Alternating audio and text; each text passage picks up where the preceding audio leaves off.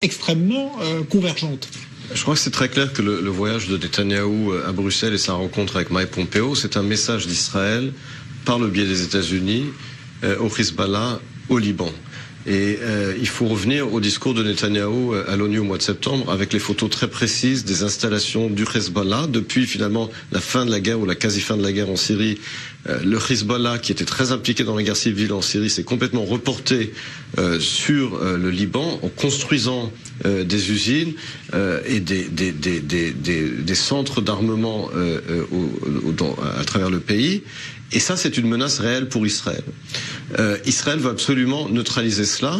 Netanyahou a envoyé un message très clair lors de son discours à l'ONU. Et là, il envoie un message par le biais des États-Unis.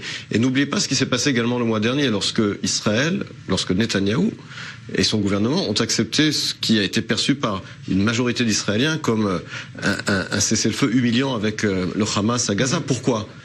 Parce que le calcul de l'armée, l'analyse de l'armée, c'est de dire si maintenant on a une guerre à Gaza, on va avoir le Hezbollah derrière, dans le dos, dans le nord. Il faut d'abord neutraliser le Hezbollah.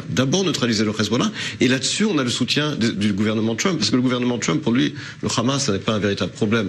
Le gouvernement Trump, et on l'a vu d'ailleurs avec la façon dont il a complètement fermé les yeux sur le meurtre de Khashoggi. Il veut absolument maintenir son alliance avec les États-Unis, avec l'Arabie Saoudite et Israël, neutraliser l'Iran, l'axe Iran-Hezbollah. Et je crois que l'on s'approche d'une confrontation avec le Hezbollah. Et en tout cas, le voyage de Netanyahou à Bruxelles et sa rencontre avec Mike Pompeo, c'est un message très clair en direction du Hezbollah.